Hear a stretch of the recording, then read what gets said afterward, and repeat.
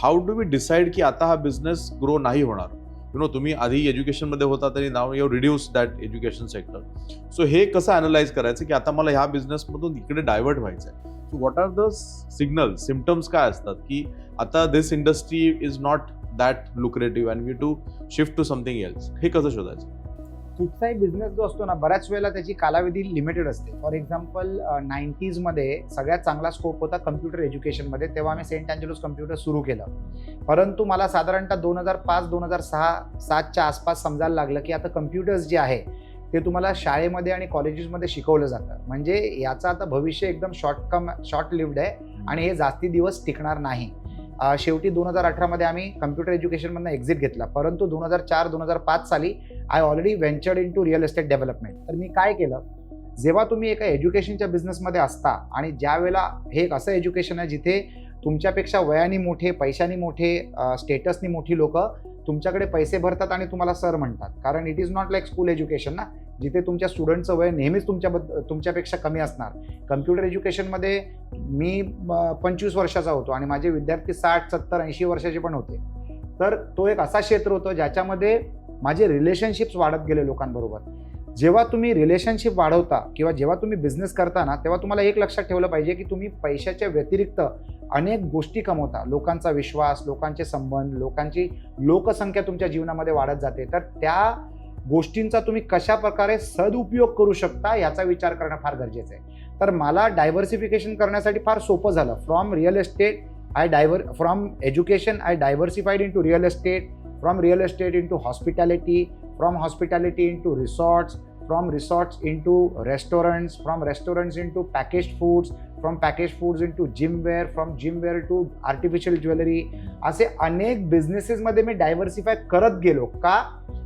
प्रत्येक बिझनेस तुम्हाला 4 बिझनेस कसे करावे हे शिकवतो. जर तुमची शिकायची तयारी असली आणि जर तुमचा थर्ड डोळा ओपन असला तर, की बाबा या बिझनेसच्या मार्फत मी अनेक बिझनेसेस असे कसे करू शकतो, असे अनेक बिझनेसेस मी कसे घडवू शकतो, जर ही तुम्ही समज ठेवली ना, तर हळूच तुम्ही डायव्हर्सिफाय करत गेलं पाहिजे. कारण कधी कधी अशी वेळ येते की जर तुम्ही एकच बिझनेस करत गेलात, म्हणजे एक जोक होतं, एका स्पीच मी ऐकलं एका सभेमध्ये.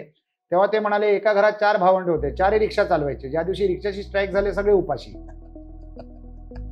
असं होता कामा नये. दुसऱ्या एका माझ्या मित्राने सांगितलं, captain Raghuraman, he is a good friend of yours also, who is a stalwart of this country. ते म्हणाले की Rajesh, never have a customer who gives you more than 70% of your revenue. कारण जर त्या कस्टमरला काय आजार लागला की तू आजारी पडशील. These are all smart learnings of life. तर तेव्हा मी विचार केला की आपण असे बिझनेसेस केले पाहिजेत जिथे एकाच बिझनेसवर अवलंबून न राहता आपल्याकडे सेफगार्ड असले पाहिजे.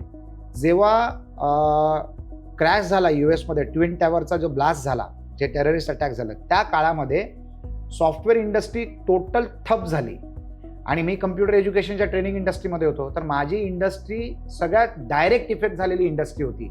पण माझ्याकडे एकच फायदा होता, मी फक्त सॉफ्टवेअर ट्रेनिंग करत नव्हतो. I was training into software, hardware, animation and multimedia. तर माझ्याकडे 3 सेगमेंट्स होते. अचानक माझा बिझनेस सॉफ्टवेअरचा सगळ्यात मोठा होता. 80% बिझनेस व सॉफ्टवेअर. तर तो धंदा एकदम ठप्प झाला. माझ्या एका सेंटरमध्ये महिन्याला 50 ॲडमिशन व्हायचे, ते 5 वर आले. म्हणजे तुम्ही इमॅजिन करा, खर्च तेवढाच आणि इन्कम 10% आली. तर हाऊ विल आय सर्व्हाइव्ह? माझ्याकडे हार्डवेअर, नेटवर्किंग आणि ॲनिमेशन मल्टीमीडियाचे कोर्सेस असल्यामुळे I diverted from advertising for software to advertising for hardware आणि ॲनिमेशन मल्टीमीडिया, आणि त्याचा वेग वाढवला. तर माझे त्या कोर्सेसचे एवढे वाढले ॲडमिशन्स की ऑटोमॅटिक मी परत स्थिर झालो. जे क्लासेस फक्त सॉफ्टवेअर शिकवत होते, साधारणतः 60 ते 70% ते क्लासेस बंद पडले. तर माझ्या त्याच सेगमेंटमध्ये माझा डायव्हर्सिफिकेशन असल्यामुळे मी वाचलो, टिकलो, जगलो आणि वाढलो. परंतु बऱ्याच लोकांना त्याचा त्रास झाला. तर ते तर मी एका क्षेत्राच्या आतच मी डायव्हर्सिफिकेशन केलं. पण त्याच्यानंतर मला एक कळून चुकलं, कारण ही गोष्ट अर्ली 2000ची होती. त्यावेळेला मला एक कळून चुकलं की आता आपल्याला अजून काहीतरी ॲडिशनल करणं गरजेचं आहे. आणि तेव्हा मी रिअल एस्टेटमध्ये पदार्पण केलं. That was around 2004-2005. तर diversification is healthy, diversification is good आणि डायव्हर्सिफिकेशन इज मॅन्डेटरी. आणि प्रत्येक डायव्हर्सिफाईड बिझनेस तुम्ही करावा असं मी म्हणत नाही. तर लोक शेअर मार्केटमध्ये इन्व्हेस्ट करायचे, सरप्लस प्रॉफिट्स, आणि त्याच्यामध्ये सुद्धा त्यांनी चांगले पैसे कमवले. काही लोक स्ट्रॅटेजिक इन्व्हेस्टर असतात, like I am a strategic investor. तर मी दुसऱ्यांच्या बिझनेसमध्ये इन्व्हेस्ट करतो आणि त्याच बिझनेसमध्ये इन्व्हेस्ट करतो जिथे मला असं माहिती आहे की मी या कंपनीमध्ये पैसे लावणार, ताकद लावणार, माझा अनुभव लावणार आणि माझी जी ही एक्झिस्टिंग इकोसिस्टम जी मी घडवलेली आहे त्याचा फायदा जर त्यांना मिळाला तर त्यांचा परत बिझनेस वाढू शकतो आणि माझी व्हॅल्युएशन इम्प्रूव्ह होऊ शकते माझ्या इन्व्हेस्टमेंटची. अशाच बिझनेसेस मी निवडतो आणि त्याच्यामध्ये मी स्ट्रॅटेजिक इन्व्हेस्टर म्हणून त्याच्यामध्ये सहभागी करतो स्वतःला आणि त्या धंद्याला देखील मोठा करतो आणि व्हॅल्युएशन वाढवून घेतो. तर diversification is a very good decision for every entrepreneur to do.